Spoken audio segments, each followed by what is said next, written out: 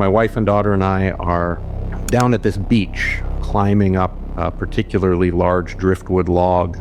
And all of a sudden, I'm startled by this loud sound, this thwack, just this echoing sound comes out of nowhere, completely out of the blue. There's no one around. And it's the sound of a stone hitting the log that we are climbing in with incredible velocity. There's someone hiding around here, whipping rocks at my daughter and I. As the day wears on, I'm just grinding my teeth because the weirdness of the experience was eating at me. I need to go walk in the woods that the guy warned us about. So I hadn't made it very far in, maybe 50 yards or so, when I heard this sound. Several seconds after that initial sound, I heard another sound. A tree being torqued or twisted, like the creaking of wood fibers. I catch this flash of movement further into the bush. It was kind of partially obscured by foliage and branches, very thick woods, but it was a big black something.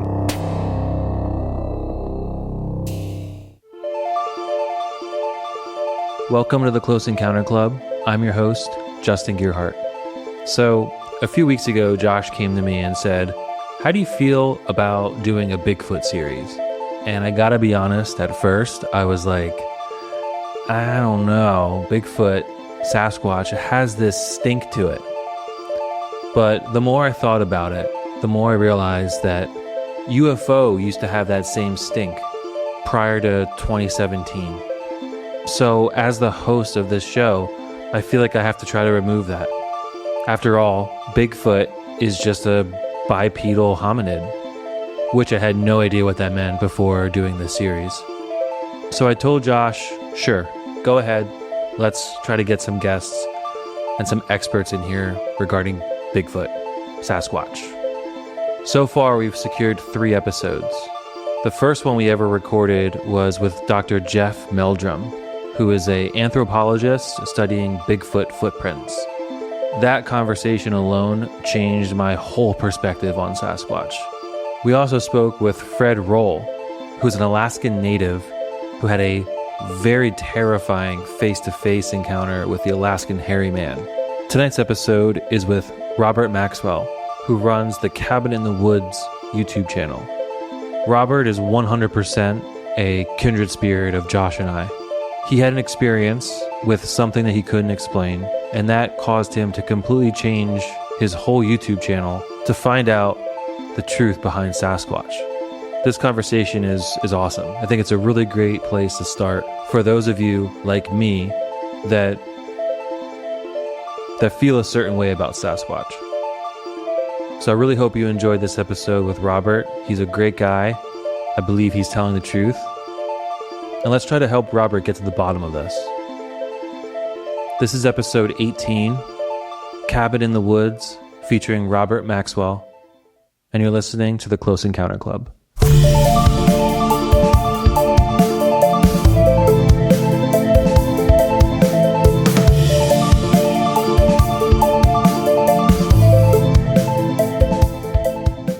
My name is Robert Maxwell. I live here in the forest of Northern Ontario, Canada, in a cabin I built myself with my wife and daughter. And I've always been a forest guy, a wilderness guy.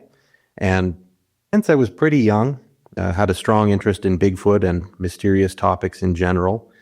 The YouTube channel that I run is called Cabin in the Woods, and it wasn't originally started as a Bigfoot channel. It morphed into that after a bizarre, paradigm-shifting experience I had last year, September 2024, in Vancouver Island on the west coast in British Columbia. That shifted my focus on my YouTube channel and largely in my life to the mindset that I now have and have had ever since, which is I want to know the truth of what Bigfoot or Sasquatch is, and I will go as far as I need to go to get those answers. So that's me, and that's what I do.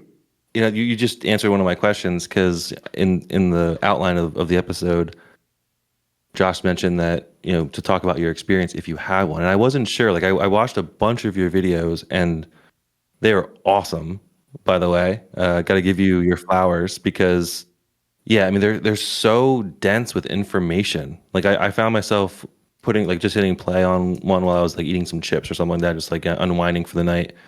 And I was just like, my eyes are just like glued, like, oh my God, it was like fact after fact after fact after fact. And before you know it, I was just like, the episode was over and I'm just like, whoa. And I tried to go back to see if I could find like if you had like your own experience, and I wasn't quite sure. Josh mentioned that he thought that you maybe did, but we weren't 100% sure. So that confirms it. So, and it makes sense. Cabin in the woods. I was like, what does that have to do with Sasquatch? But again, as you just put everything together, so it started as like a homesteading channel, more or less, like building the cabin and things like that. Yes, exactly. Well, if you look back, so I've now more or less shifted entirely to Bigfoot or occasionally other cryptids, but a very different focus than the original intent of the YouTube channel. As I said, it was a homesteading DIY type of channel before. I like building stuff with my hands, always have, including this house, as I said. So that's what I was focused on. And I wasn't going to Vancouver Island to have an experience, but after I did have an experience, I had a close friend suggest to me, just kind of in an offhanded way in a casual conversation, that, hey, you should sit down and just get the camera rolling and tell your story and put it on your YouTube channel. And at the time, I was fairly frustrated with YouTube, actually, because I had been putting a lot of effort into it for a long time, and I had hoped that it would turn into an additional income stream for my family. My wife is a stay-at-home mother, so financially, taking care of the three of us is on me, and it's something I've always taken seriously as a responsibility. So hoping to build YouTube into something that was financially viable was a focus, and that wasn't happening with the homestead stuff, which was puzzling to me with my professional videography background. I thought I was making some pretty good stuff, but the algorithm or the powers that be decided that nothing much took off. I mean, I had a few videos do well, but then I had this experience and I just made this very bare bones, simple 45-minute video where I'm sitting in my yard in the middle of the woods here, and I just told what happened, and it got like 80,000 views in a couple of weeks, which was a very outlier good performance compared to what I'd seen previously. From there, I kind of gradually came to the decision that, well, this happened to me and it's affected me, and I've always been interested in Bigfoot and similar topics, but now I have to know more, no matter what it takes. So why not take other people on that journey using my film background and the skills I gained through that, and kind of as I learn things, share those things in a high quality video package with each step in that learning process. So that's what I've been doing ever since, for the last 26 videos. Yeah, it lit a spark in you. I'm really curious to hear this story. If you're open to sharing at least cliff notes of it, I want to try to direct people back to that video for you. But I have a sense right now that you and I are kindred spirits, and I'll touch on that later. But could you share what happened and what your experience was? Absolutely. So back in September 2024, my wife and daughter and I were taking a morning walk in this tiny shaded backyard of the small rental cottage we'd gotten on Vancouver Island in British Columbia. And this yard was surrounded by massive redwood and sequoia trees in all directions, beautiful forested area, a dozen different beaches within a mile or two at the most. And my daughter and I, on this particular morning, were walking over to the chicken coop owned by the gentleman who had rented this cottage to us. He had a deal where you could collect eggs, as many as you liked, from his chickens and use them for your breakfast, no extra cost. So being a country guy, I grew up with chickens. My daughter has not yet had chickens. We want to get them, but she was super excited. So we were doing that, and I ran into the gentleman, the owner. He happened to be outside with a bag of chicken feed. He was feeding the animals. He had some goats as well in the next paddock over. So I'm immediately taken aback in a good way, and smile spread across my face when I saw the gentleman, because he was wearing a Bigfoot t-shirt. Great big, classic Patty-looking Bigfoot on his t-shirt. Middle-aged guy, so it kind of, it caught my attention. I wasn't expecting that. So I struck up a conversation as quickly as I could, and just about as soon as politely possible, I asked him if he'd ever had an encounter. Vancouver Island, West Coast, forest all around this little hamlet where we were staying. That's a spot. Maybe. Yeah. Exactly, yeah. So the tone of the conversation shifted abruptly, though, when I asked that question. And this conversation, it got weird, and this is what started the multifaceted weirdness of my experience. The gentleman got visibly uncomfortable when I asked him about his own experience.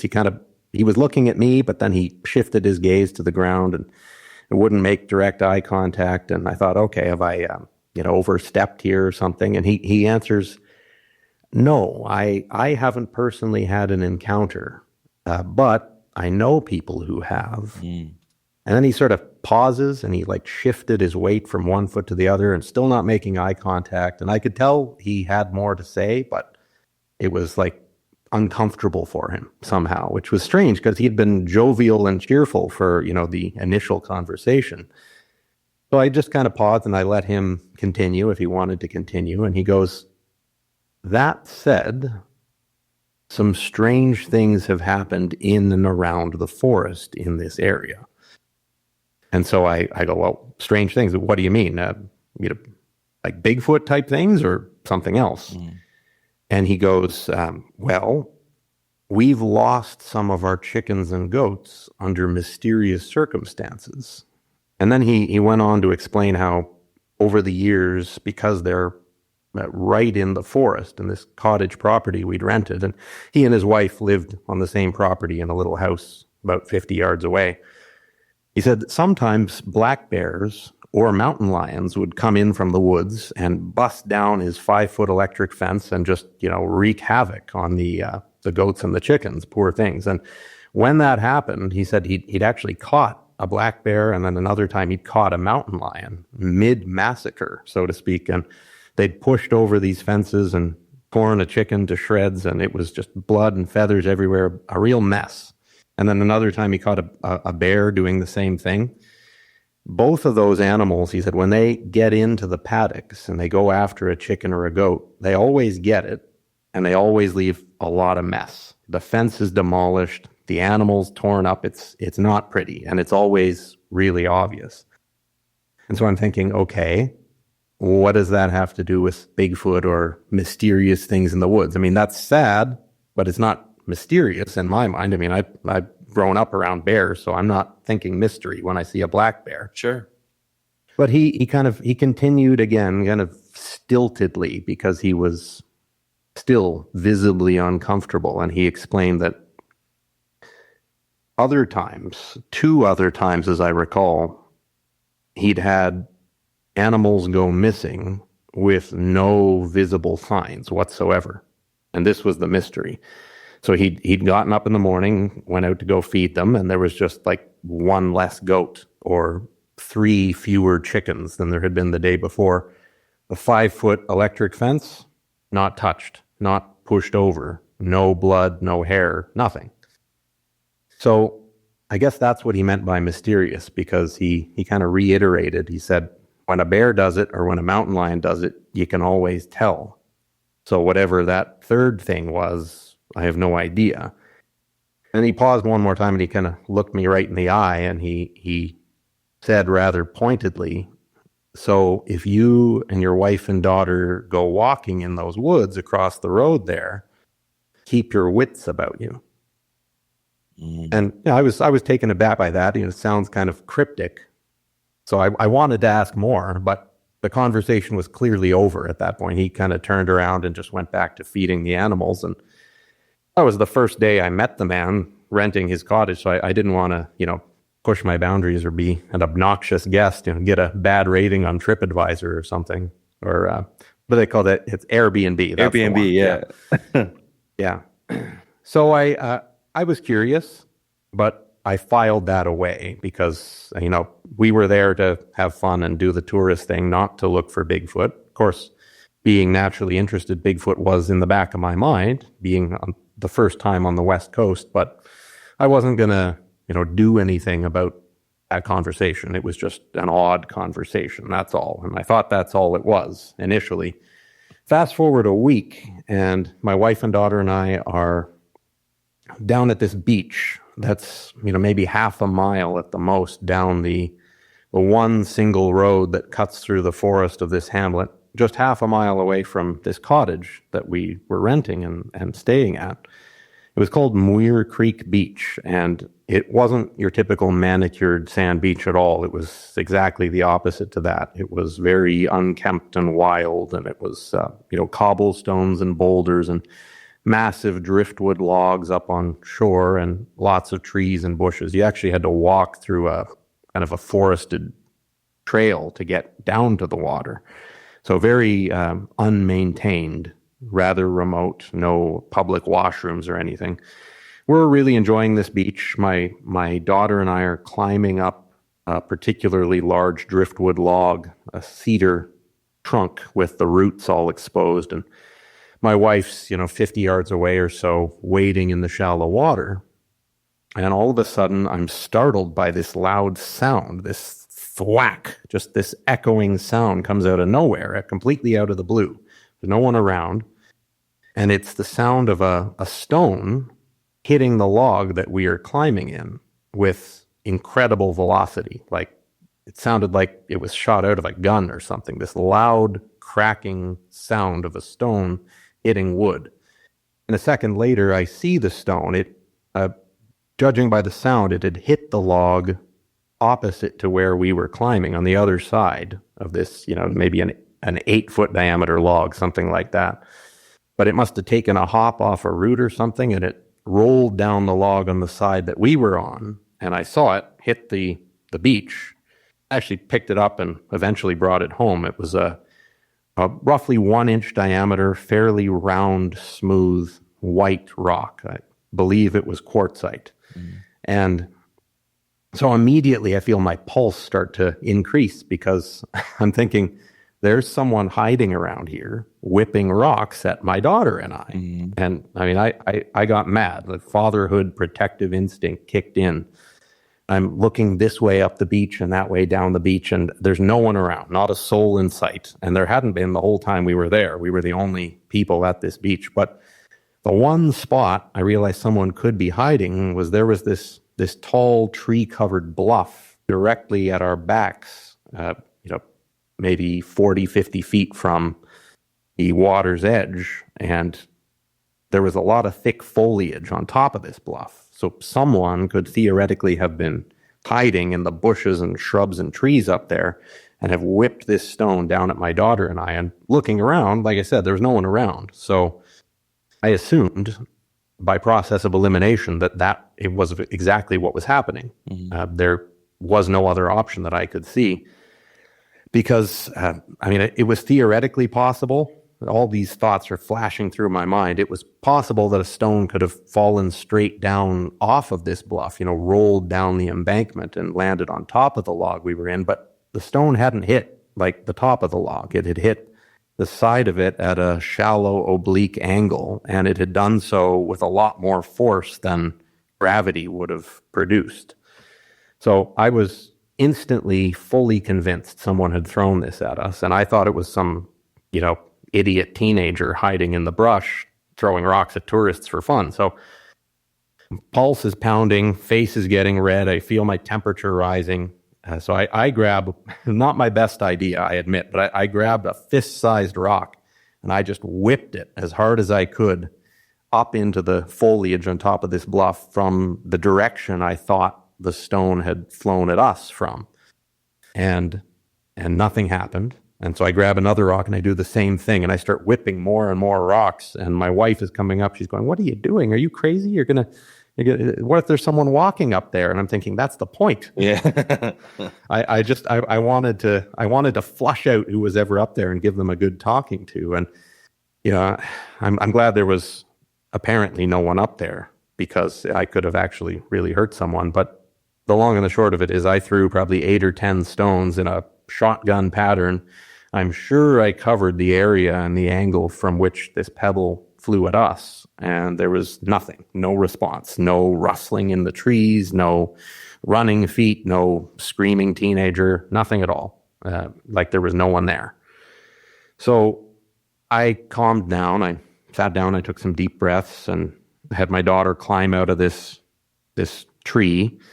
And about 15 minutes later, we decided to leave. I told my wife what happened. She thought it was weird, but she said, are you sure there's not a person up there? I said, well, if they were, I would have hit them with a rock, or I at least would have heard some movement. And I didn't hear any movement. So it was strange, and it was unsettling, because I knew without a shadow of a doubt that rock had been thrown at us. It didn't just roll down. It wasn't a bird that dropped it from the sky, because again, I know a fair bit about nature growing up in the bush here, and sometimes birds actually pick up rocks and drop them. But again, if that happens, it's going to hit on top of the log, or it'll glance off the side of it. It won't directly hit the side of it with the sort of velocity you'd expect out of a slingshot or something like that. But that's what happened. Scully, I'm sitting here racking my brain, trying to be more thorough, trying to figure out any type of natural cause of this alleged stone throw that Robert is describing. So can you break down what animals or naturally occurring things could have caused something like this? Based on the trajectory and force Robert described, we've got limited natural candidates. No local animal is known to throw rocks with that kind of accuracy or speed. Gravity alone can't produce a sideways launch. In short, no known wildlife or simple physics fully explains a rock hitting like that. If we're sticking to documented science, you'd be looking at human intervention or some kind of external mechanical action. I'm going to push back a little bit, though, because I understand that there are some animals that are not known to throw rocks. But out of the animals that are on Vancouver Island, what species have the capability of throwing a rock like that? Absolutely. Let's dive into that. In a remote coastal forest on Vancouver Island, you're dealing mostly with species like black bears, cougars, and smaller mammals. None of them have the known ability to throw objects with that kind of speed or precision. In other words, no documented local wildlife matches that profile. If it wasn't human, then we're in territory beyond known animal behavior. So let's just say we rule out animals. You mentioned gravity earlier. What other naturally occurring things that are not animals, like gravity or Bluff collapse or things like that, that could possibly explain a rock hitting that piece of driftwood and making it appear like it could be something that was thrown? Sure, let's break that down. Geologically speaking, gravity alone isn't going to fling a stone sideways with that kind of force. A sudden bluff collapse or erosion could drop rocks, but they'd fall mostly downward. For a rock to hit at that angle, you need a deliberate lateral force. So unless there was a mechanical trigger, a rolling log, or human involvement, natural geology doesn't really account for that sideways strike. I thought Robert's logic seemed pretty sound as well. So what you're saying makes sense. And to put it in simplest terms, either Robert is lying, which I'm not getting the sense of that right now. It was a human that threw this rock, like Robert has suspected, or we are in uncharted territory, so to speak. Would you say that's a fair assessment? Absolutely, that's a fair assessment. If we rule out known animals and straightforward geology, we're left with either human involvement or something we don't yet have a scientific framework for. In other words, if Robert's telling the truth and there's no human trickery, we're in the realm of the unexplained. So yeah, that's a solid conclusion. So we head back to our rental cottage that afternoon, and as the day wears on, I'm just grinding my teeth because the weirdness of the experience was eating at me. I was putting things together. I was thinking back to the cottage owner's comment to me about how if you go in these woods, keep your wits about you. And the woods around our cottage were the same forest as the woods around this beach. It was the same area, half a mile, maybe even just a quarter mile apart. I'd have to check on Google Maps, but they were close. So I'm thinking, I've heard, interviews and things about Sasquatches throwing rocks at people, and the weirdness of the guys disappearing chickens and goats and this rock thrown at us from the bush. And I didn't even think a human could climb up that bluff when I later reflected on it. That was my initial reaction, but it was a steep, wet bluff. It was all slick and covered in algae from the mist in the air from the ocean. And I didn't see how a person could even physically get up there. And if they did, it was so thick and tangled that I don't see how a normal person could navigate that sort of terrain. So it just didn't make sense. But it all kind of reached ahead, and I decided, well, the thing I need to do to get some answers on this is I need to go walk in the woods that the guy warned us about. So probably not my smartest move, and it was even less intelligent to do so after dark. But it was after dark when I came to the decision and didn't have the patience to wait till daylight. So I take a walk with nothing but the flashlight on this phone right here. Oh, jeez. I didn't have any weapons. There was a big mag light in the cottage, but it was out of battery, and I didn't want to go ask the guy for another battery because I felt like I was already on shaky ground with him after, the conversation earlier in the week. So I turn on my phone flashlight and I walk across the road and I enter this thick West Coast forest, old man's beard lichen hanging on all the trees and very tangled. And I started to walk into there, and it was slow going because, there were shrubs and bushes everywhere. It's not the kind of forest where you can just walk clearly through it. It was like very much pick your way along and dodge to the left and right as needed. But I hadn't made it very far in, maybe 50 yards or so, when I heard this sound. As a guess, I'd say maybe 50 yards ahead of me, deeper into the bush.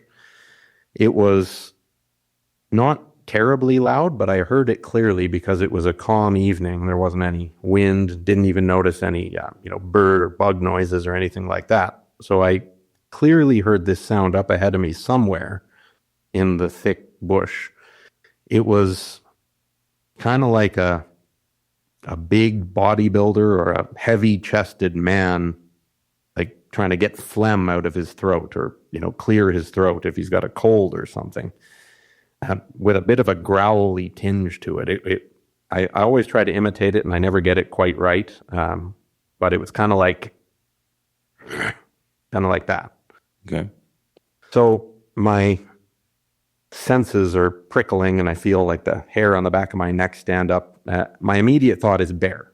I'm thinking, Robert, you're an idiot.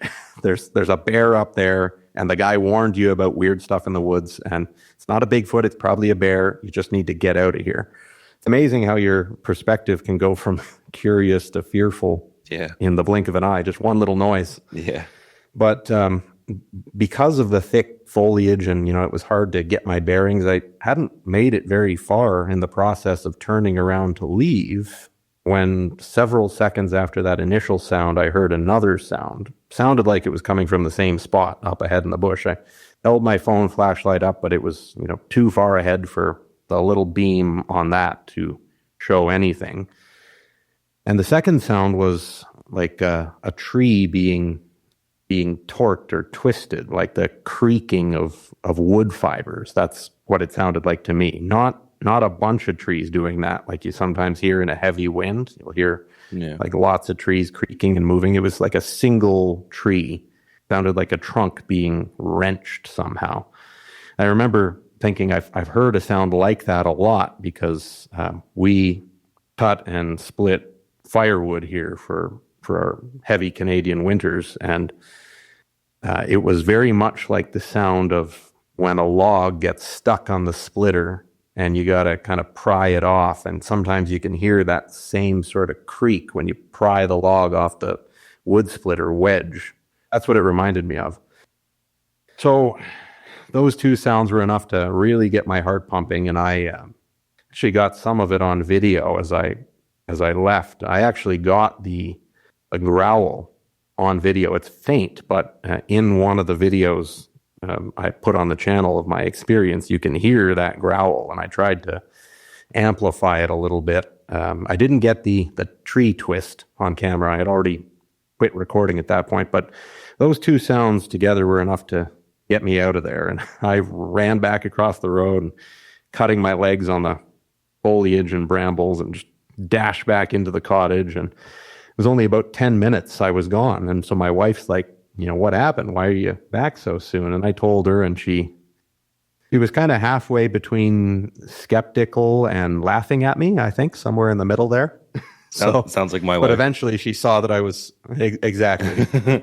So eventually she saw I was in earnest, and I was genuinely scared, and she suggested I call my father back in Ontario, because he also is a woods guy, and she figured he'd be able to understand and calm me down perhaps better than she would at that point.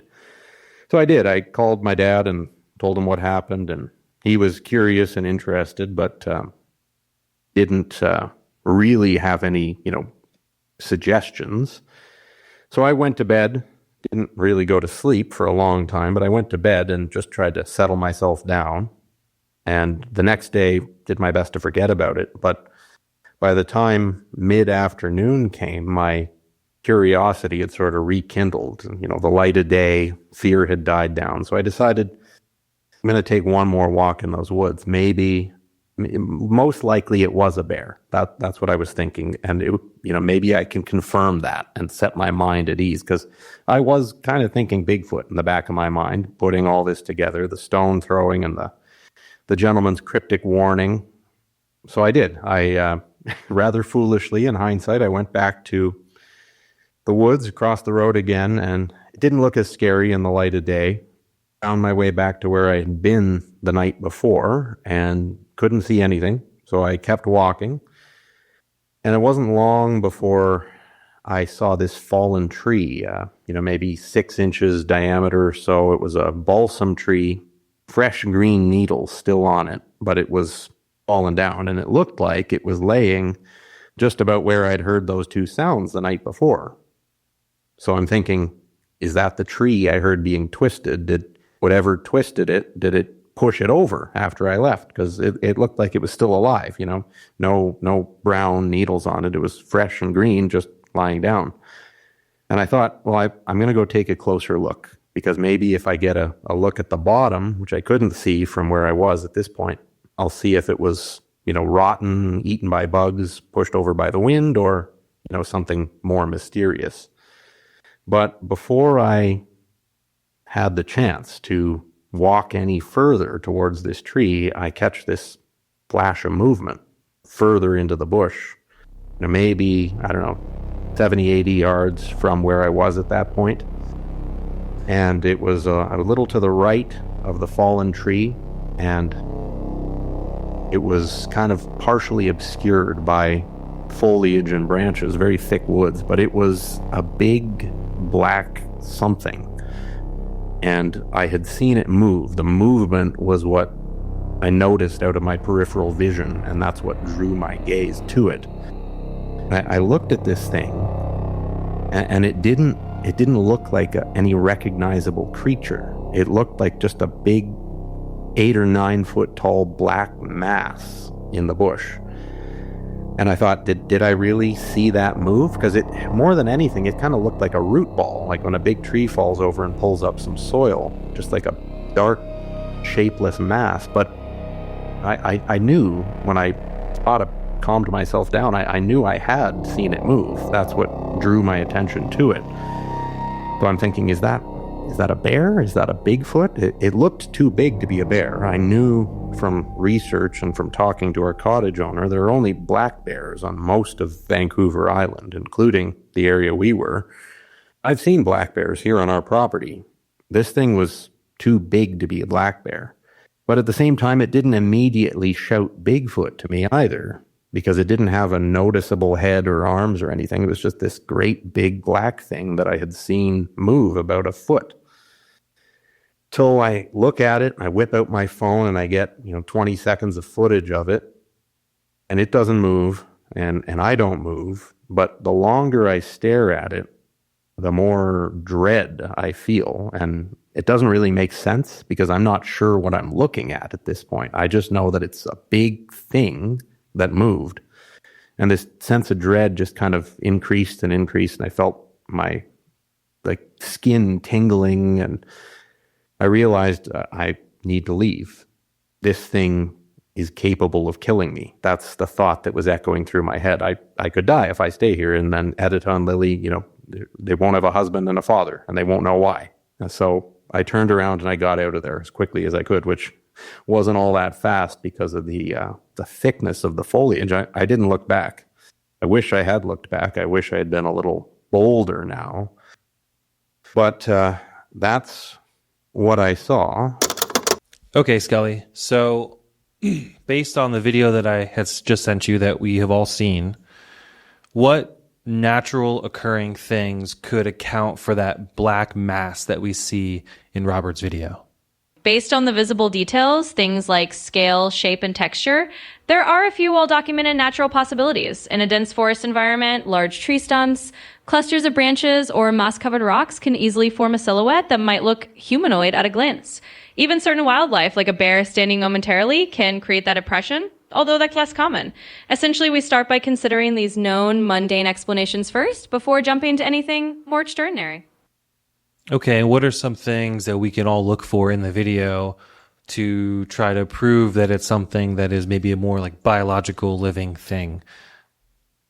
When we look at factors like lighting, depth of field, and how the vegetation overlaps, we can start to piece together whether we're dealing with a stationary object or something that shows signs of movement.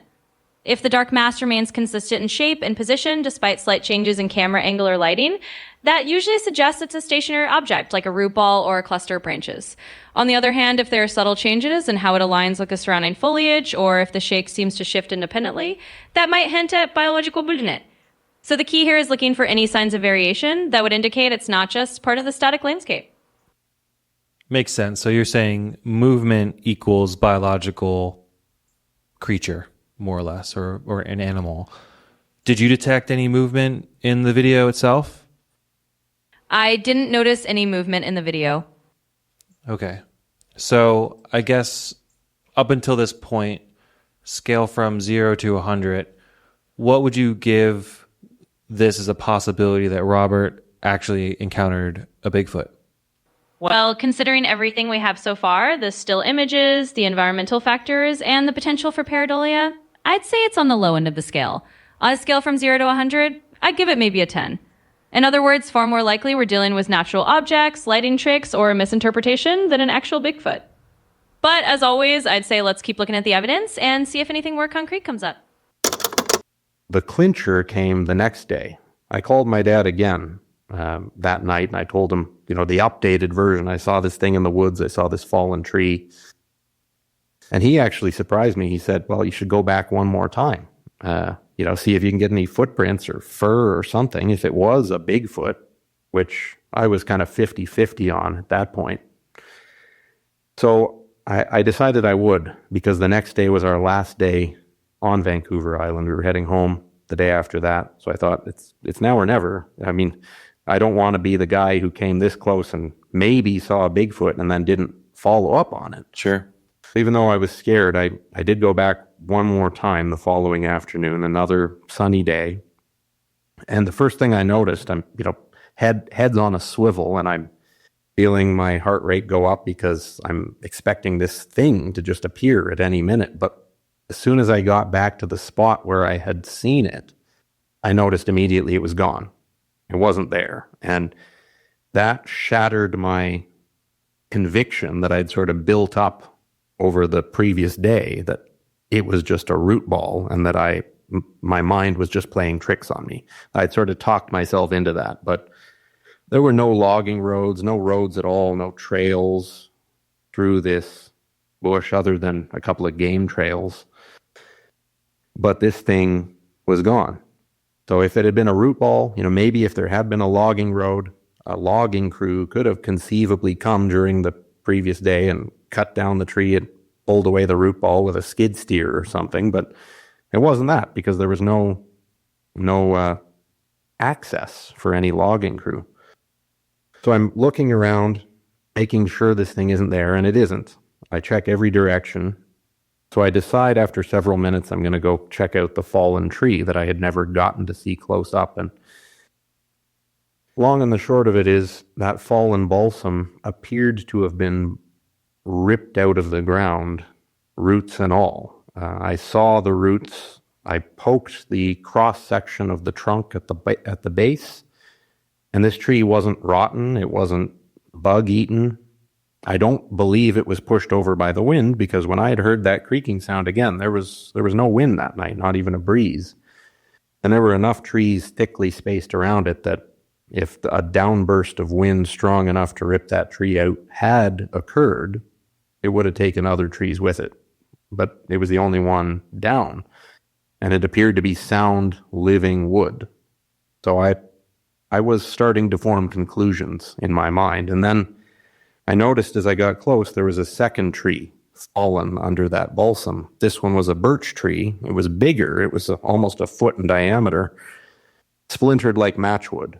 Again, no rot, no bug damage, no carpenter ants or sawdust from beetles or anything like that could have conceivably weakened the tree. Just a big, formerly healthy birch tree with leaves still on it, snapped like a pencil between your fists.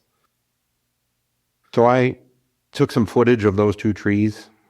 I wish I had stuck around a little longer and gone to where I'd seen the black shape and looked for footprints or something like that. But I was still unsettled by everything I saw, so I didn't do that. And at that point, I wasn't thinking about documenting evidence for YouTube either. This was like pre-Bigfoot shift in my YouTube focus. I just wanted to get some evidence to show my family, mainly my dad back home, since I'd talked to him on the phone about it. And I knew he'd believe me without me having to document every little thing. And I still half expected this thing to jump out of the woods. So I left and we packed up, and the next day we came home. And as I thought about it over the next few days, I realized, based on the size and the vanishing act that this black shape pulled, and these mysteriously broken trees that appeared healthy in every way other than being snapped like matchwood or pulled out of the ground, and then this stone being thrown and our cottage owner's cryptic warning, putting all that together, I kind of came to the reluctant conclusion that I saw a Bigfoot. It just didn't look how I expected it to look. And the more I thought about that, the more I realized, logically speaking, I can't think of anything else it could have been. So ever since then, I've been on a mission to learn more, and I still am.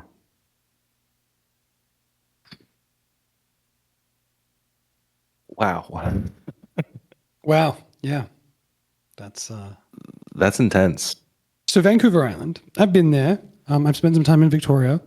And as you were telling your story, I'm getting goosebumps because one of the other Sasquatch experiences I'm speaking to, who I'm trying to convince to record with us, had a similar experience on Vancouver Island near a place called Nanaimo.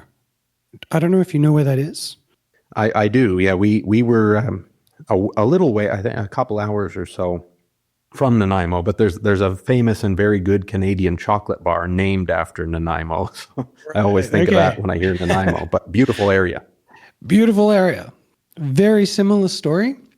There was a part of the forest everyone just knew not to go. And around the edge of the forest, almost like a territorial boundary, were a couple of days a week, they would find these trees completely rooted out, like rooted. That's probably the wrong word. You know what I mean? Like pulled out of the ground, roots and all. Yeah. Uprooted. Thank you. And they had just observed, this community has been observing this boundary of uprooted trees. About once every 2 weeks, new trees show up, set this boundary, and anytime someone seems to cross the boundary, they get warned off. Usually with this low, deep growling, sometimes with stones being thrown. It seems to be a very common thing. And that's about as much information I have from this experience so far, because they're very apprehensive to talk about it because they're in a small community and they also don't necessarily want, the story more broadly shared, I guess, to protect the community as well. But it really has a lot of similarities to what you experienced.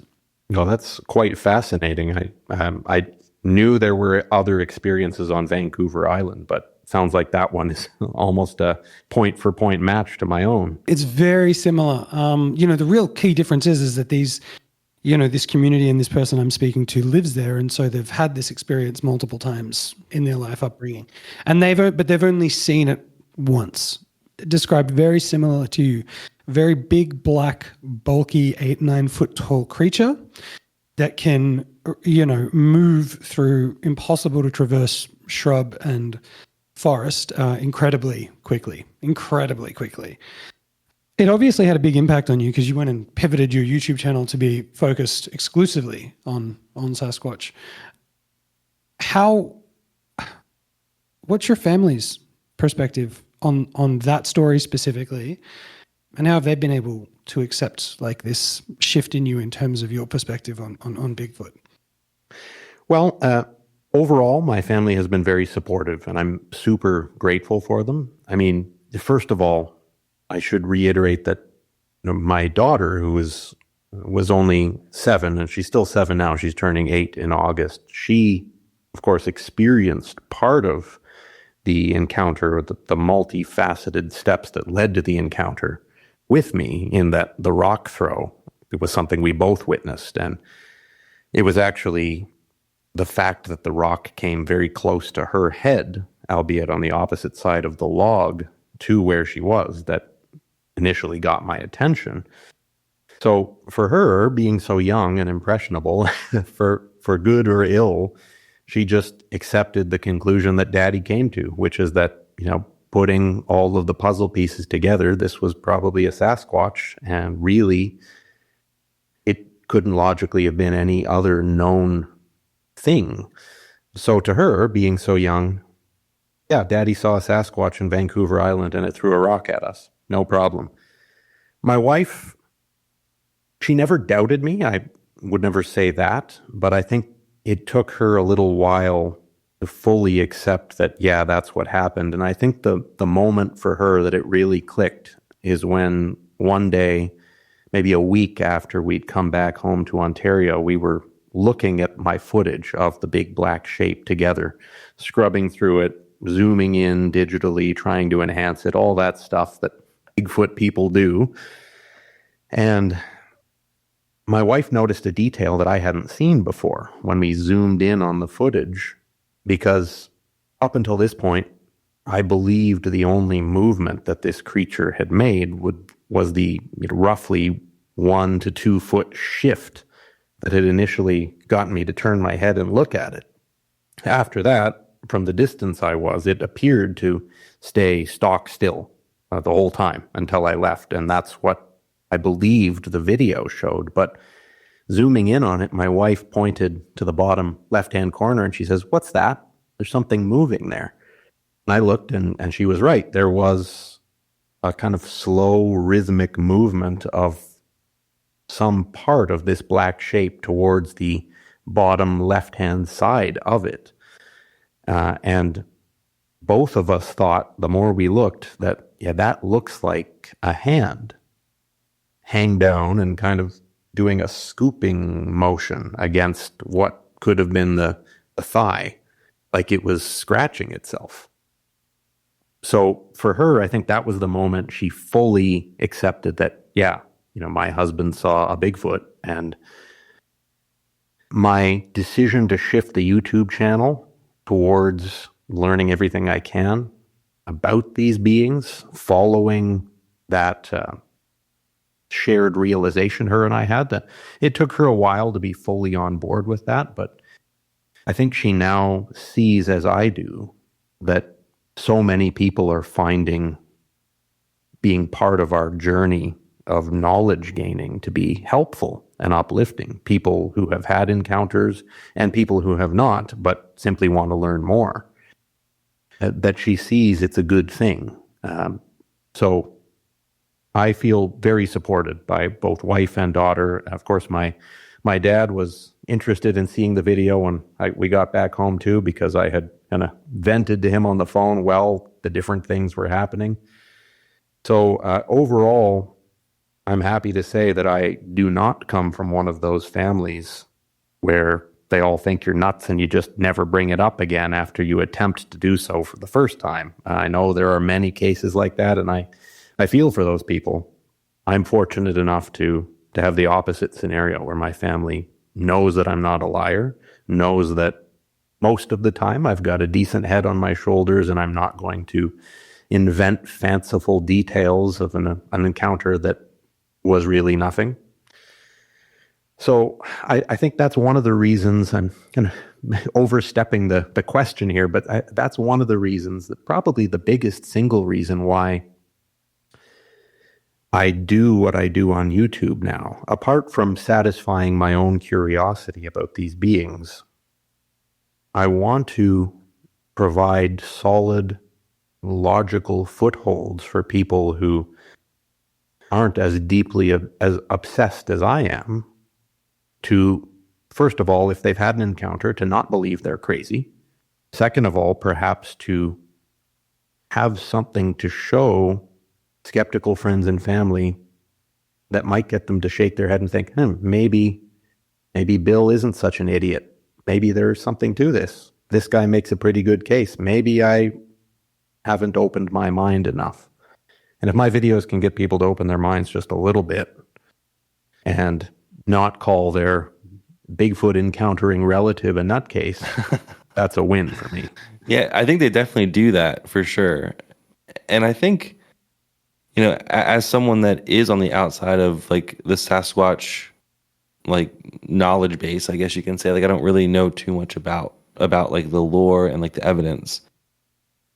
Why do you think it is that people on the outside have such a visceral reaction when they hear someone say, I think I encountered a Bigfoot? Like, to me, it's just a large primate that I know that there's some people that say there might be some like paranormal, like weird, woo-woo kind of stuff with it. But if you look at the evidence, like they're Gigantopithecus and like other primates that are like of that size, like we have evidence that there have been primates of that size at one point on our Earth. So it doesn't seem like it's that so much of a stretch to say, is it possible that in these deeply wooded areas that there could be a small population of them that still exist?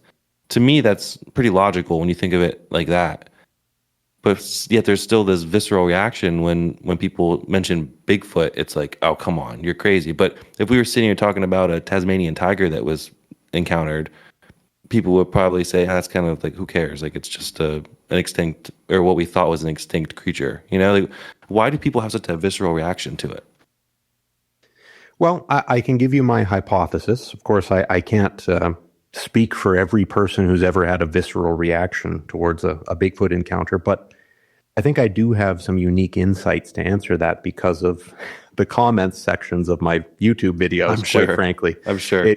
There's no better place to get a very realistic and sometimes jarring view of human nature than a good YouTube comments section.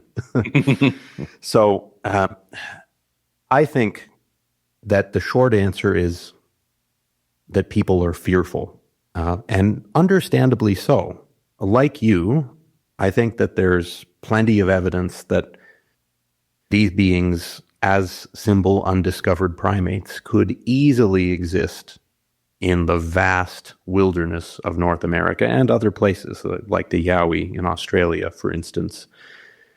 In North America alone, we've got like 2 billion acres of forest and wilderness.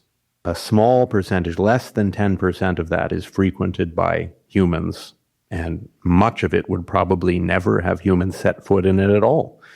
I think people, particularly somewhat outdoorsy people, are fans of thinking that because they spend a fair bit of time outdoors, they therefore have a good bead on everything that's in all of the outdoors. That's a big stretch, a massively out of proportion stretch to the reality of how big land is. So why do they have the visceral reaction, and why do they try to wrap it in logical objections? I believe that's just a veneer, because people don't like to admit that they're having an emotional reaction to something. So they try to disguise it with the logical arguments, right? But they're only surface deep. Like anyone who's actually spent more than 5 minutes researching knows that we do have quite compelling physical evidence. We do have footprints that, unless you were an absolute genius of morphology and locomotion, you're never going to be able to fake. And are you really going to sit there and press out 1,000 of these in a row that are all different from each other? Because we've got examples of that. I mean, the list goes on. It's laughable, really, the logical side of the objection. So like I said, I believe that's just a disguise, a veneer to conceal the real core of the visceral reaction, the engine behind it, which is fear. The idea that there are massive, human-like intelligent beings out there, undiscovered primates that perhaps rival our own intelligence and resourcefulness, who we can't see but could be out there. And now my family member is saying they are definitely out there. That's scary for some people, especially people who live in or near the woods or like to go to the woods. And it also, for a lot of people, I think causes them to have to rethink their entire worldview. I don't think it's a stretch to say that, as far as humanity and where we fit into this earth and our ecosystem. And people don't like to rethink their entire worldview. It's an upsetting process, but often it's the intellectually honest thing to do. It's just difficult, and it's fearful. It's fear-inspiring. So people have this visceral reaction because it's easier to put your relative who had an encounter in the box of he's nuts, he's an attention seeker, not true, than it is to examine the claim and say, what's the actual evidence for this? And are we really at a point in our discovery of the natural world where we can conclusively say something does not exist in those 2 billion acres in North America and the millions of acres of wilderness worldwide where these reports come in? The truth is, we're not at that point, even though we are fans of patting ourselves on the back technologically. I've seen many claims in my comments sections about how, well, satellites have a real-time view of every square inch of the forest floor in all the world. Well, how come we're discovering new mammals regularly then?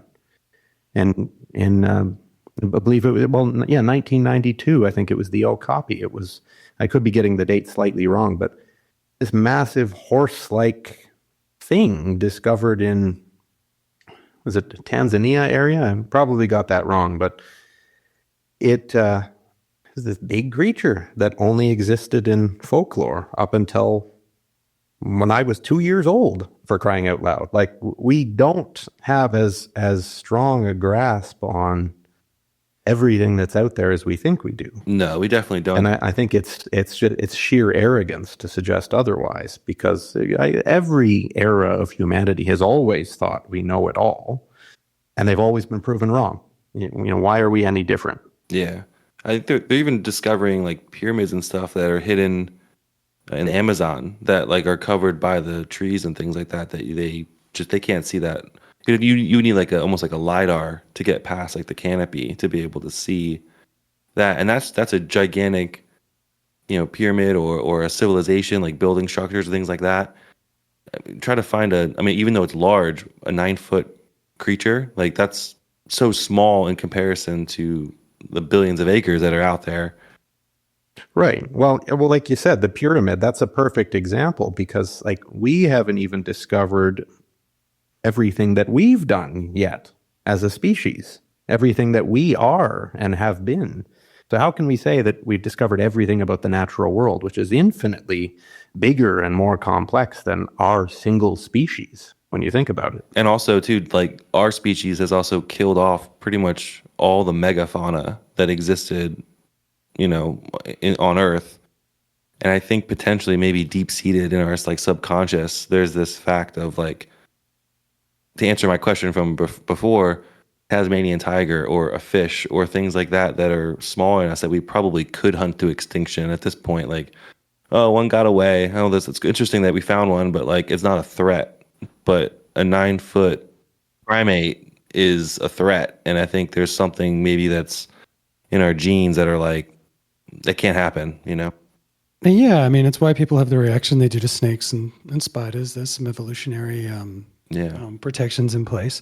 One thing that, in terms of why we haven't seen them yet, that was really fascinating in our chat with Dr. Meldrum, and I've heard him talk about this in other interviews as well, is even just thinking back to Jane Goodall and her experience looking for gorillas and communities of apes, and how long it took her to just sitting in this strategically positioned spot in the jungle and then just waiting and not seeing anything for a long time when your sole intent is to find something. There is, the Planet Earth documentary series from BBC, David Attenborough. They went out to catch the first ever footage of a snow leopard in the Himalayas, I believe. And it took their 3 or 4 film crews positioned in 3 or 4 locations around the mountains about 2 years to catch 30 seconds or so of footage. And these are people who are trained, for that. Are there for that intention, have the best equipment in the world, and it still takes them so long to catch just the tiniest glimpse. And there is no one putting in that same level of effort for Sasquatch. So it's not surprising that we haven't seen it. If it's a solitary creature, like, it's going to be impossible to find. Yes, well, very much so. I remember the segment you mentioned. I love the David Attenborough nature documentaries. I mean, who doesn't really? When David Attenborough speaks, you just want to listen. Absolutely. It's another type of visceral reaction, I think. But anyway, yeah, like the idea that something that doesn't want to be found in the wilderness and is infinitely better adapted to that wilderness than we are will just casually show itself to us is ludicrous. And before we go into adaptation, just a really quick callback to David Attenborough, who's on the record as saying he is very open to the idea that Sasquatch exists. Yes, he is. He has said on camera, he has spoken about the Yeti on camera and the footprints found in the mountains in the snow. And, it's I think there's a lot of people who just don't understand that there are genuine academics in this space who do concede that it is incredibly likely that this could be real. Yes, well, David Attenborough, we touched on Jane Goodall too. She's another one who is on record as saying she believes it exists. Great. There you go. You don't have to go too deep into this topic before the evidence starts kind of slapping you in the face and saying, hey, there is something here. It's Yeah, someone that, again, that is kind of inexperienced with this, speaking to Dr. Meldrum, I think the biggest thing I took away was the footprints. And the fact, is it the metatarsal break? Am I saying that? Mid-tarsal break. Mid-tarsal break. And actually, I was watching a Les Stroud video where he was trying to like mimic and almost like tried to make these prints in like the mud with these like gigantic footprints, and he was trying to like figure out a way to like get that mid-tarsal break to occur. Could you explain to the audience what that is exactly, just for those that maybe didn't hear the other episode? Because I'm probably not qualified enough to describe what the mid-tarsal break is. Well, I'm not nearly as qualified on that aspect as Dr. Meldrum, but I'll do my best because it really is a fascinating aspect of the evidence. I mean, your casual Bigfoot observer, observer of the phenomenon will tend to think, well, footprints. I mean, those can be faked, right? Strapping on fake feet. We have photos of guys on the internet holding up their hand-carved fake feet. What gives? How are these so convincing? Well, one of the reasons is this mid-tarsal break you mentioned. So the human foot is based on the arch structure. That's how we distribute our weight on our feet. And the arch is, one of the strongest shapes in nature. So it's a good design, but it's not a perfect design, particularly if we were to spend more of our time as a species walking barefoot over uneven terrain, potentially climbing trees or, going over rocks and hills in the wilderness while hunting. We would need something that could shift and adapt to that terrain better in our foot morphology, and that is the mid-tarsal break. Known great apes like chimpanzees and gorillas have this hinge, for lack of a better term, in the middle of their foot that causes the foot to change shape based on the terrain underneath it and based on the pressure that's being exerted by the creature with each particular step. So instead of an arch, we have this shifting, hinging foot that can kind of act like one of those off-road vehicles where you've seen how the axles of the two sides, the two wheel pairs can move independently as they go over bumps. It's kind of like that for a foot. And it's when it comes to footprints, it shows up as this very distinct ridge in the dirt of the footprint. So it's, in other words, if it's a ridge in the dirt, it's a concave impression in the bottom of the foot, which basically is a sign that the foot was grabbing into the ground when the creature took that step and, changing its shape and its weight distribution to give the creature better balance.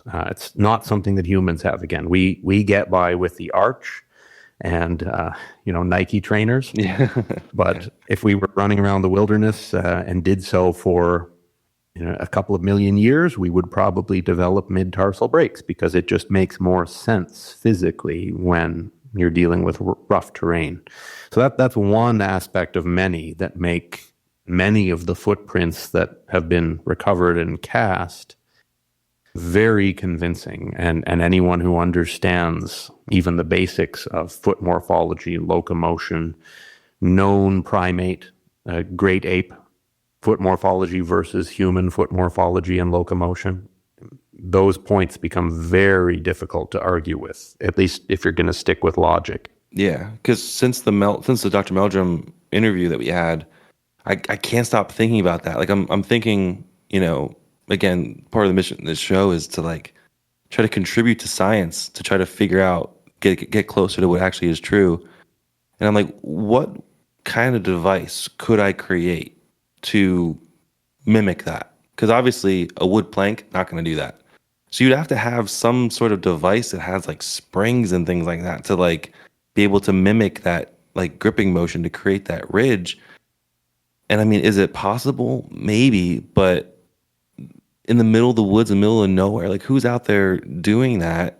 It doesn't make any sense at all. You remember there was a moment even where Dr. Meldrum, posited the same thing in the interview and said, but then he went to a location and then the following day at the location, all the footprints showed up. Yeah. Who laid those footprints down? Who's out there while hanging they out? were asleep? Yeah, exactly. You know what I mean? In this 6-hour window, hundreds of prints down And anticipating the presence of the one guy who's an authority on this before he arrives. And it gets so far-fetched that. And they're also are they also 8 feet apart too, or something crazy? The stride is so far. The stride is long. Well, typically 8 feet would be an exceptionally long stride, even for the purported Sasquatch footprints that have been recovered. But 4 to 5 feet, even 6 feet, that's a common figure that you hear about. And to put it in perspective, the footprints recovered from Bluff Creek, the site of the Patterson-Gimlin film in 1967, those were about 41 inches apart on average, which is about 10 to 11 inches longer than a approximately 6'5" human male would produce on average in terms of stride lengths. So, even just shy of 4 feet, that's way beyond the average human stride. Yeah, and wouldn't you have to, like, again, in my fake contraption idea, I mean, think about it. You'd have to, like, okay, get the contraption to do the ridge thing, and then like walk and like try to place another one that like looks about the right size. There would be like 1,000 other like human footprints around that path that Sasquatch would walk. It just, I mean, don't get me wrong. There probably some fake ones out there that probably are like hurting the cause of trying to find out the truth. Probably, right? But there's some of these without a doubt. Yeah. There's some, some of these that Dr. Meldrum has cast. It's kind of blew my mind a little bit. And when you really think about it, it's really fascinating. Well, it really does. And, the more I delve into footprint morphology, and I'm simultaneously reading both of Dr. Meldrum's books right now. So I'm kind of giving myself a crash course in that and the other evidence he's touched on as well. And footprint morphology in the context of Bigfoot, it's one of those things, it's like a fractal pattern. The more you zoom into that knowledge, the more shocking and compelling it gets, at least for me. And so the mid-tarsal break, that's one detail. But it's kind of like the complexity of the cell, right? Like 100 years ago or so, microscopes were only so powerful, and so we could only see the cell as a single, mono organism that had no other parts to it or components. But now we have electron microscopes, so we can see infinitely further than we could with those primitive versions of the microscope. And we know that cells are home to millions of micro machines that make each individual cell run. And it's kind of like that with footprint morphology, and that like the more details you look into and the harder you press and examine those details, the more undeniable it gets. Dermal ridges, and the fact that police forensic experts say that those dermal ridges could not possibly have been carved by even the most skilled forger. And even if they were somehow on one footprint, how come we have multiple examples of what looks like the same creature making footprints years apart, and we can tell it's the same creature because it has this unique injury, and we can see this scar from the injury which has shifted with skin growth from the earlier footprints to the late footprints. That's just one example. That's happened. Or, the fact that based on terrain, we have slippery sections in a run of footprints where the toes are gripping in and grabbing the mud to hold on and anchor the creature, and then flatter ground a couple 100 yards ahead where the toes are just relaxed and unflexed. How do you do that? Yeah, there goes my idea. I tell you, the movement of the scar with skin growth, that it's so compelling. It's so difficult to find an alternative solution to that. Like, you get to the point, the more you look into this, as you said, where the simplest solution ends up being Sasquatch, and it's fascinating. I think I would like to touch on a couple more things, and you sort of lightly touched on both of them before, Robert. One was the Patterson-Gimlin film, which we'll get to in a moment. We also spoke to Dr. Meldrum about that, and Robert, you and I connected through Todd Gatewood, who is currently restoring some of the first or second copy frames of the Patterson-Gimlin film, and I think we're all kind of eager to see what that looks like when it's done. The previews that you shared on your channel was mind-blowing, and I'm very excited to see where that work goes. But with respect to the Patterson-Gimlin film, a lot of skeptics, a lot of people not familiar with this topic look at that film and immediately, so it's a guy in a suit. It's a guy in a suit. It doesn't look real. It's clearly, a guy in a suit. And then you look closer, and some people have said, they've just stuffed some footballs or some clothing down the suit to make it kind of look muscular. But then we speak to Dr. Meldrum, and now we're talking to you, and you look at some of the work that Todd Gatewood is doing in restoring the footage, and you start to suddenly see levels of detail that are just not present in suits today, unless you're talking about a very reasonably high budget Hollywood film or something, and let alone something that was more than 50 years old. And let me think about how to frame this as a question, because I've kind of gone off the track a little bit. But that film it's so difficult for people to swallow that film. What would you recommend someone who has not seen the Patterson-Gimlin film or has dismissed it previously, what do you think they should look for or pay attention to in that film on a rewatch?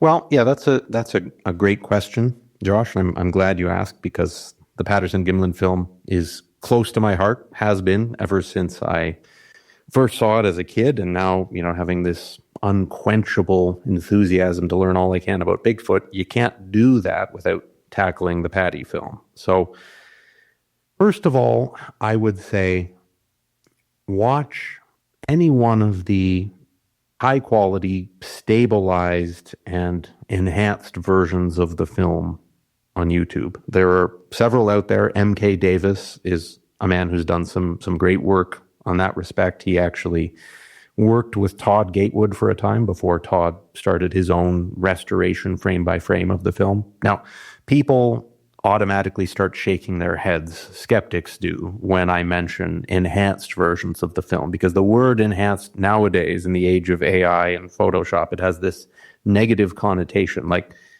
what do you mean by enhanced? Are you adding details in post-production, like CGI? And no, that's not what I mean. In this case, enhancement means that through very careful, very deliberate development of the copies of the film we have, we're pulling out far more detail than was originally possible with the first iterations of the film. It's kind of like restoring an old, faded photo of your grandmother. You can tell it's your grandma, when she was a girl or whatever, but when it's properly enhanced, you can see her better. And if you do it right, you're seeing what was actually there in that photo of your grandma. You're not seeing invented details. I mean, unless the photo was, half destroyed in the washing machine or something, then maybe a good Photoshop artist would draw in details. But that's not the kind of enhancement that's happening with the Patty film. It's not the kind you'll find on YouTube if you look up these stabilized versions, because the original, if you watch the original, you can find that on YouTube too, and it's shaky and it's grainy, and it looks like it was shot in 1967. But the kind of 16 millimeter Kodachrome camera and film that Roger Patterson used, it was a rented camera, and it was capable of recording extraordinary detail, much more so than your average camcorder from, say, 10 years ago or something. And iPhones now, maybe we're getting close to rivaling it with 4K footage of smartphones and things. But even with that, I think it would be hard-pressed to compete as far as sheer resolution, information in the original imagery. Now, the copies of the film on YouTube that have been stabilized and enhanced, as impressive as they are, they're not perfect. They are still blurry and things if you zoom in. But as Todd Gatewood has explained, those are mostly fourth and fifth generation copies. As far as I know, the research I've done so far, I don't believe anyone has a true first generation copy. But Todd Gatewood has, I believe, a second generation copy, large format photographs taken of each frame from Bill Munns's copy of the film, which was, if not an original, it could have been an original or a first generation. It was one of the two. All that to say, when you look at those enhanced versions, even before we get into Todd's restoration work, you can see muscle movement. You can see the right thigh muscle of the subject of the film. And people have nicknamed her Patty. You can see that right thigh muscle contract and quiver and vibrate as she takes a step, as her weight distributes onto that right leg. You can see this visibly flexing tricep muscle if you zoom in on the right frame as she swings her arm. And when you combine what you see on film with the footprints that Roger Patterson and Bob Gimlin later recovered, the casts, the fact that they were 18 inches long, the fact that they had the mid-tarsal break, the fact that they had extremely intricate dermal ridges and the fact that they were 41 inches apart on average. And then you read the testimonies of the many Hollywood special effects experts like Bill Munns, who worked on, I believe it was Planet of the Apes and a handful of others. He's written an entire book on it, this veteran Hollywood special effects artist who says, yeah, there's no way anyone in my industry could have come up with a suit this realistic. In the 1960s, forget it. I mean, we don't usually bother trying to create convincing muscle movement now in today's films, because yeah, they can do it, but it is not easy. That's why mostly hairy monster movies, even of today, you'll notice they cover the suit with thick enough hair that you can't see any simulated muscles, because that's so difficult to do from a costume production standpoint. Actually, there's a really, really good example just on the costume. Sorry to interrupt, Robert. There's a really good example of this in the 90s film Harry and the Hendersons. This is a film about Bigfoot, about a family that hits one on the road and brings it home thinking it's dead, and then it wakes up and integrates with their family. It's a great film, but that is an amazing costume.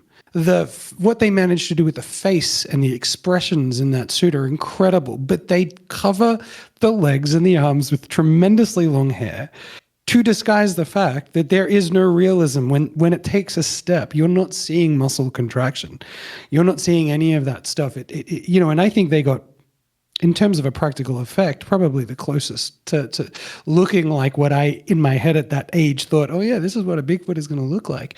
And going back to it as an adult and comparing it side by side to the Patterson-Gimlin film, which was like nearly 30 years earlier, you just see that if that was a costume in the Patterson film, they were doing better than Hollywood was doing 25 years afterwards. And there's just no comparison at all. So it's one of those things where, like most purported Bigfoot video clips and photos look worse, look less convincing the closer you look at them, both literally and figuratively. The more you zoom in and the more you examine the circumstances, the less convincing the vast majority of purported Bigfoot captures are on camera. But the Patterson-Gimlin film turns that paradigm on its head. The more I look into the Patty film, the more I look at the restoration work that's being done, the more I examine the details, and I read the carefully formulated thoughts and analyses by experts in various related fields, primatology, locomotion, costume design experts. The more I realize that the idea that this thing's fake just doesn't logically hold water. And then there's the fact that Roger Patterson, who died a few years, 2 or 3 years after, maybe it was 5 years, he died of lymphoma 5 years after the film was captured. People say he confessed it was fake on his deathbed. He didn't. He maintained that it was real right up until the end.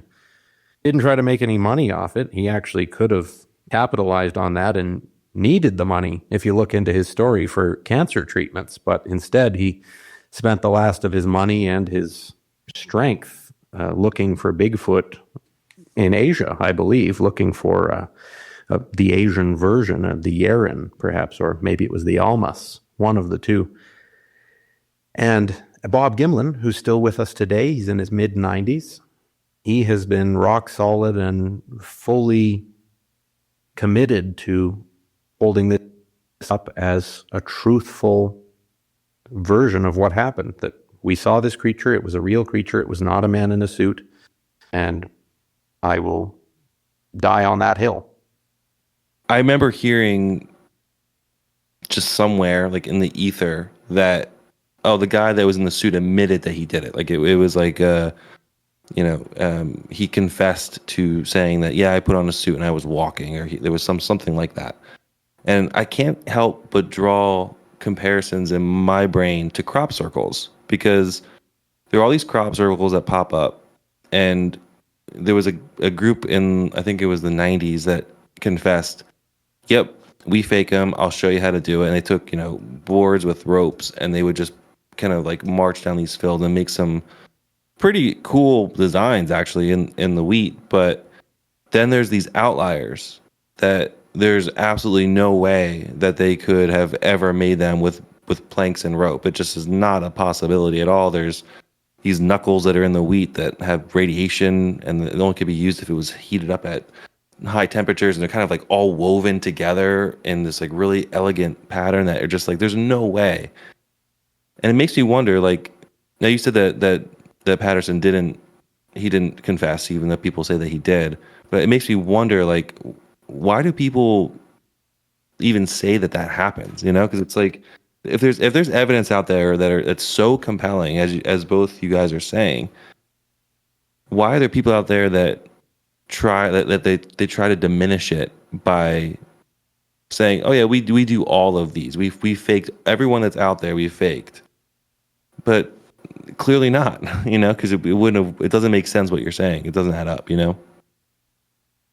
Right. Well, there's two halves to that answer in my mind. First of all, there's the simple fact that, as you pointed out, many of the phenomenon that are observed and recorded, the Patterson-Gimlin film being one, and many examples of reported Bigfoot footprints being another. There's the fact that many of those are simply physically impossible, as far as we know, as far as experts in those various fields know, locomotion, footprints, film, costumes. These things are impossible to fake for all intents and purposes. Now, there are experts on both sides of that balance sheet. Some say it's possible, but with the Patterson-Gimlin film, when you weigh that balance, it seems to me heavier on the side of the experts who say, no, this couldn't have been faked. So why do people claim credit for that? Well, I think of one individual in particular who we touched on, Bob Hieronymus. He's the man who claimed I was the guy in the suit in '67. Roger Patterson offered me $1,000 to walk across this creek in this monkey suit that he had made by a costume designer. And I did it. And now 30 years later, I'm confessing it was me. Sorry, Bigfoot believers. Now, quite apart from the fact that his testimony doesn't hold water, and I've gone into that in great detail in some of my videos, but the short version is he changed his story many times, routinely changed the details, and couldn't come up with good answers when asked some basic questions like, how was the suit made? What was the material? He answered like 3 different ways over the years. His own brother, Howard Hieronymus, was on record as saying he didn't believe that it was Bob, his brother, in the suit, and he didn't even believe it was a suit. This is the guy's own brother. And he's also tried to imitate the walk on camera. He says, see, I can walk like Bigfoot, proving it was me in the suit. And on the surface, it kind of looks like it resembles, but when you look at the stride length side by side, Patty versus Bob Hieronymus without a suit, or the angle at which he's swinging his arms, there's like a kindergarten level of resemblance. And I've done that analysis in a very careful and detailed way at great length, and it wasn't him. The evidence points to the fact that he was lying. So again, to get back to your original question, and I answer questions in a long way, I'm sorry. No, you're good. This is great. He, in his case, and I believe in the cases of many people who come forward and say, yeah, those Bigfoot footprints, that was me and my cousin. We have fake Bigfoot feet and we did that for fun, or I did the crop circles. 2 reasons. First of all, prestige, and second of all, the joy of spiting believers, I believe.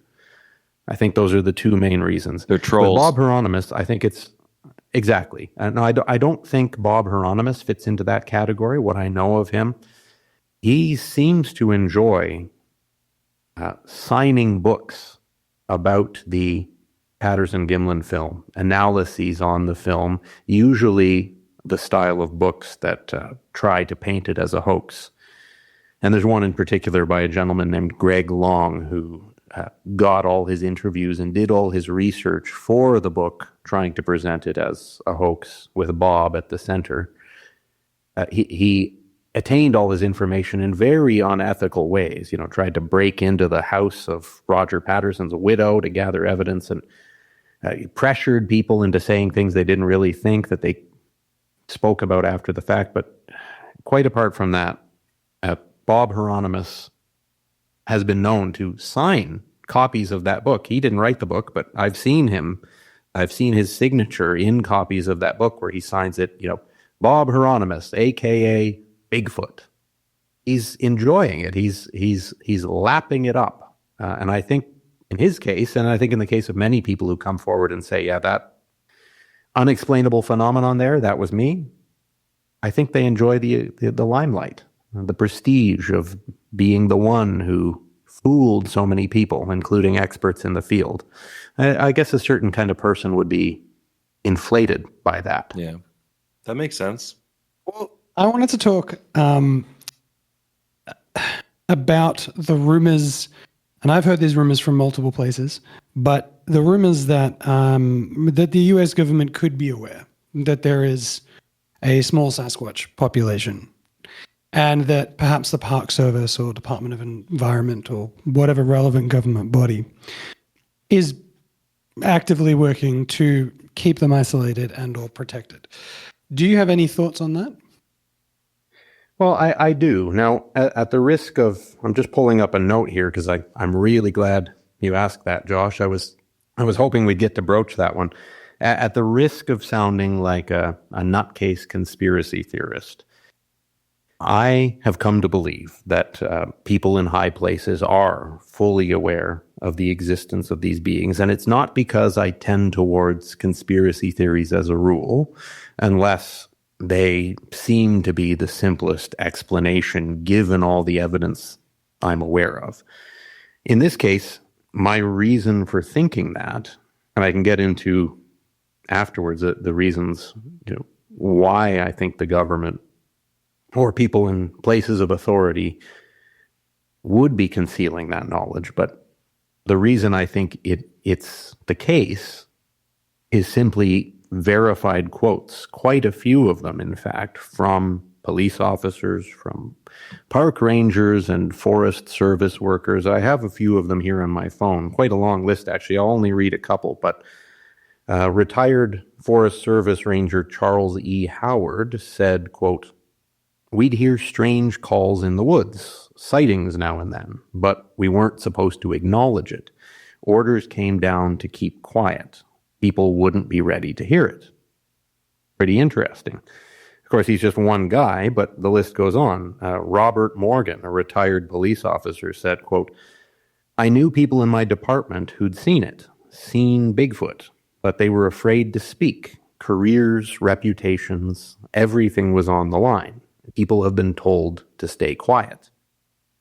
Another retired park ranger, Bill Lunsford, said, quote, "Many of us had sightings or found tracks, but the official stance was silence. I got the message like everyone else. Bigfoot sightings are not to be shared."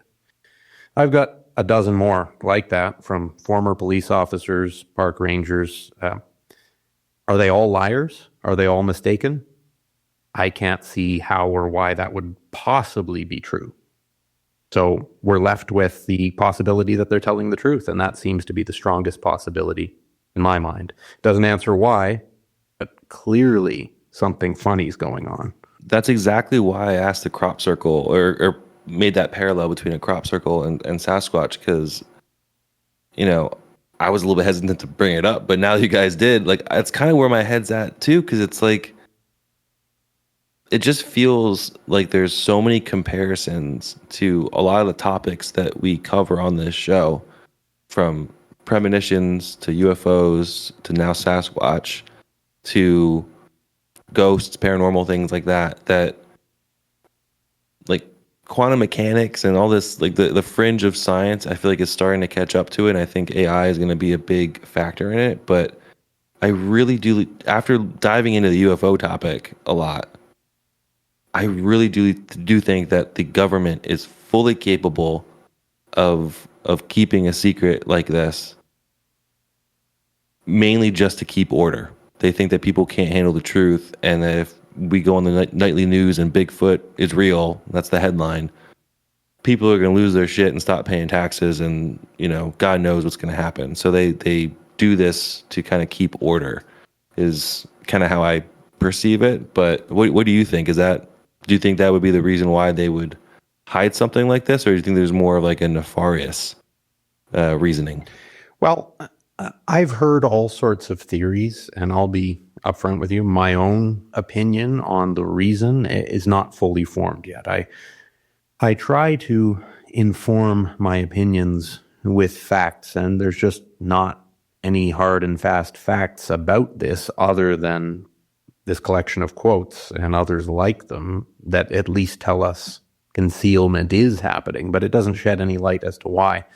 So we're left with Occam's razor, the idea that the simplest explanation is, I believe, what you said, that there would be pandemonium, especially in North America and the U.S. in particular. I expect there would be a mixture of chaotic fear and a whole bunch of trigger-happy hunters going after every shadow, and that would end badly. You have, millions of gun owners in the U.S., and they're all gunning for something they thought didn't exist up until 5 minutes ago that walks like a man and looks like a man.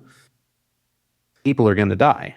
That's just the fact of the matter. So that is most likely, if not the entire reason, a large part of it. I've also heard and somewhat researched other reasons, like, if we find out, or if it's acknowledged rather, that a large undiscovered bipedal primate with human-like intelligence and human-like physical features, according to many accounts from witnesses, if this exists, then the logging industry, large parts of mining industries, the harvesting of natural resources in general will be vastly affected, and not in a good way. Industry will have to be slowed or halted, and I think there are many people with very strong financial vested interest in not allowing that to happen. There would be all sorts of ethical clashes, I think, if these were openly admitted to exist. So I think there's the sheer basic danger of scaring an entire continent of people with the knowledge of something big and scary and kind of like us, which arguably makes them more scary to your average person. And many of those people being armed. There's the chaotic realness of that possibility, and then there's the economic ramifications, which would not be small, I think it's safe to say. Mm-hmm. I know a lot of the material you cover is more material when it comes to Bigfoot, like more physical evidence. But what are your thoughts on that more paranormal side of Bigfoot, that maybe he's interdimensional? I've heard that before, and all that kind of stuff. Do you think there's any credence to that at all, or do you think it's more of just people making up stories when it comes to that, and Bigfoot is just simply a primate?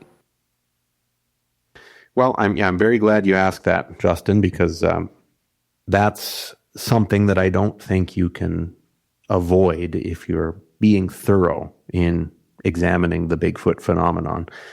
The woo-woo, as people call it, the idea that these beings are interdimensional and come from somewhere else, can engage in mind speak and telepathically conveying messages to people, or that they're possibly linked to UFOs and aliens in some way, or the Nephilim, some sort of spiritual, physical hybrid creature, recorded in the book of Genesis. All of these possibilities are part of the Bigfoot phenomenon. So I'll start by saying I absolutely do not think that Bigfoot would need to be paranormal to exist. People I think, have a tendency to fall back on the interdimensional aspect, the potential interdimensional capabilities of these creatures as a reason why we don't have any officially acknowledged bodies or any DNA that is beyond dispute, although I would probably argue that point. But as we touched on earlier, the wilderness is vast enough and unexplored enough, even in our modern era, that just a plain old bipedal primate with a high degree of intelligence could easily remain hidden and largely undiscovered without any magical powers. 100%. Like, anyone who says otherwise simply hasn't looked at the numbers, isn't aware of the fact that there's 2 billion acres of wilderness in North America alone, to say nothing of the many other countries worldwide where beings similar to this are reported. Or the fact that it would only take a relatively small population, a few thousand on the North American continent, to maintain existence. And people tend to think, well, you'd need a breeding population of 100,000 or more. No, you wouldn't. And experts agree on that. So it doesn't have to be paranormal, but that doesn't mean it isn't, logically speaking. So my stance on that is that in the same way, by the same argument, that there are a whole lot of reasonable sounding people with no vested interest, no reason to lie, unless they're just doing it for attention. There are many people who have plain old physical bipedal primate type encounters who don't seem to have any reason to lie, who don't sound like they're mistaking a bear for an upright ape. And there are tens of thousands of these. There are also a growing number of accounts that sound just as believable, if I'm honest, of the paranormal sort. There's not as many of them by a long shot. I would say, based on my experience, maybe 10%. 10 to 15% of reported on-the-record encounters include some sort of paranormal aspect. So the creature seemed to vanish before their eyes, or it went behind a large tree and didn't come out the other side, and they walked around the tree and it wasn't there, or they saw a glowing orb of light before, during, or after spotting the creature, or it appeared to shape shift into a different form. That's what I mean when I say paranormal, any one of the above or all of the above. Roughly 10% of encounters, based on my knowledge of the body of reports out there, include something like that. Now, are every single one of these people lying? That's what we have to ask ourselves. 10% of 10,000 odd accounts, that's 1,000 people who we have to believe are liars if we're going to dismiss the paranormal possibility. I'm not prepared to call those 1,000 believable sounding people who have no vested interest in telling such a tale. I'm not prepared to call them liars, especially when you consider the fact that, what could their motivation for lying possibly be? The classic answer from skeptics is, well, they're doing it for attention. But who in their right mind would want that kind of attention? The kind of attention you get even from saying you saw Bigfoot and nothing else happened. He was just an ape walking around. Generally speaking, the kind of attention you get from that isn't fantastic. But when you start bringing in orbs and portals and mind speak and alternate dimensions, you're going to be unemployed quite quickly. Yeah. And I have discovered firsthand just how little experiencers actually want to share their story. It's not easy. Yeah. Right. So the idea, it's the classic answer from skeptics, right? Why would all these people be lying? Well, because they want attention, but they really don't. I mean, how many, you guys have explored enough of these fringe topics to know that I think you'll agree with me when I say the majority of people who have had any kind of experience that fits into this broad category of unexplained, be it UFOs, ghosts, Bigfoot, most of them don't really want to talk about it. 1,000%. 1,000%. if I can just contribute to the idea that there could be a spiritual or kind of woo element in Australia, and I'm just repping Australia over here, but Indigenous Australians, so Australian Aboriginals, their stories of the Yowie are presented very matter-of-factly as the Yowie being both a physical and non-physical being. In Australian Indigenous tradition, it is just an accepted fact that it is both things. So there's not only witnesses, we're talking about entire Indigenous cultures that have adopted a similar belief system around this. With thousands of years of history. Thousands of years. Australian Indigenous people have some of the longest history on Earth and it's very hard to dismiss it without, when you think about what you are truly dismissing, it's not easy to dismiss that. No, it's not. I've actually, I did a video a couple of months back about the Yowie, and I think I only scratched the surface. I think I'll have to do a follow-up, but my goodness, I mean, honestly, I think it's quite plausible that there's a spiritual or paranormal aspect to this because in addition to not being willing to call any of the modern encounters, or rather call all of the modern encounters that include that sort of aspect, liars. I'm not willing to do that. I have no logical basis to do that. I'm certainly not willing to dismiss, turn my nose up at tens of thousands of years of Indigenous tradition from Australia and other parts of the world, as you say, who have this, it's not even a belief. I'm sure you've probably spoken to enough Indigenous folks to know that it's just a fact of life for them. Like, yeah, no, of course they're real. Yeah, and they have spiritual capabilities. Yeah, absolutely.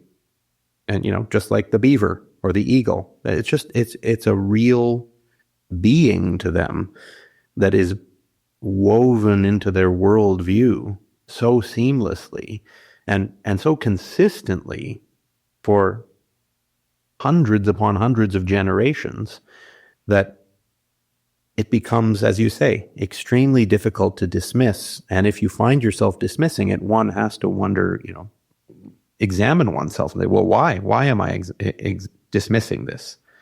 So consistent. And 9 times out of 10, as I mentioned earlier, I find the answer is fear. I'll say something else that as you guys were talking, that just kind of like popped in my mind with, I guess you could say, like my quote unquote expertise, or maybe just my strength of knowledge with alien and the histories of that, is there is this theory that we were genetically modified, right? Like that from lower primates like chimpanzees, aliens came down here 300,000 years ago and basically used like a CRISPR-like tool to change our DNA and create us and create our, how we are as humans. And it made me think, if that was us in the future and we were able to travel to a different land and see these different species, and we flew our ships down there and had a tool like CRISPR. Are you familiar with CRISPR? Do you know what that tool is? Oh, yes. Okay. Yeah. Okay. I think we as humans would definitely do that. We would take a species and say, okay, you have promise, and you're going to manipulate their DNA and alter their course of their evolution, this way. Do you think, I'm not sure if this is a theory or not, because I literally just thought of it, but is it possible that something similar happened to a species of primate that had specific genetic markers that would now fall into the category of Sasquatch, like the mid-tarsal break, and like these different things that, because if we wanted to right now, we probably could create a Sasquatch, like with CRISPR. If we had the DNA of a Gigantopithecus and a gorilla and this, and we can kind of map the genome of what everyone says that Sasquatch is, could probably create it at this point, or at least in the future we could. So I guess my question is that a theory, or am I just absolutely losing my mind? And what do you think about all that? Well, I certainly think it's plausible. One of the difficulties in exploring a phenomenon where we have so few definitive answers other than the evidence says they exist. There are thousands of reports, and a small percentage of them include something paranormal, such as mind speak or dimension shifting. Other than those few points, no one really knows. When you ask what are Sasquatches, what exactly are they? Are they an undiscovered upright ape and nothing more? Maybe, but there's enough things that say otherwise that it at least gives me pause. Could they have come from the stars in some way, shape, or form? Perhaps combined genetically with, as you said, something that already existed in a far more primitive version on Earth?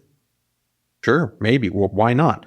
One of the things about these sorts of theories is that many people, including people in the Bigfoot research world, which I find to be frustrating and puzzling, they will be dismissive of this. But I mean, you're already halfway there, in terms of acknowledgement of this species. Why are you so stuck on the upright great ape paradigm? And that is most of what I focus on thus far in my videos. But I do have some projects in mind for the future, delving more into the paranormal aspect. It's just that it's difficult to do that when most of what you have is theories and not facts. But to dismiss the theories because they don't fit with a materialistic viewpoint of the universe and our place in it, that's so short-sighted. I picture it like a Venn diagram, two circles overlapping just slightly in the center. And the people in the left-hand circle are the materialistic ones. If they acknowledge the possibility of Bigfoot existing, it's definitely only an undiscovered ape and nothing else. And then the people on the right-hand side of the circle, well, the right-hand side of the circle might not even have people. It has ghosts and spirits and aliens and Bigfoot creatures that are not just great apes, that can communicate telepathically and move from one dimension to the other. And that right-hand circle also includes all the other dimensions that we don't know about.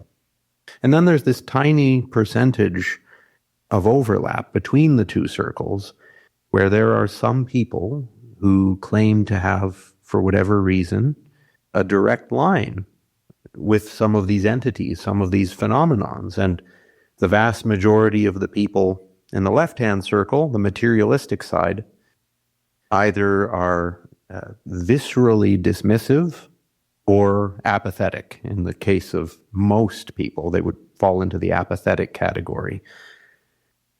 How do you know when you're not in that right-hand circle and you're not even in the overlap zone? How are you in a position to say that neither the overlap zone nor the right-hand circle even exist? From what standpoint can you logically say that? The fact is you can't. So could Bigfoot have been seeded by aliens? Absolutely. Why not? Give me a solid reason why not, and I'll acknowledge it. But to be open-minded, you have to be willing to say that until we have undeniable facts about something that preclude other explanations, then everything we know could be wrong.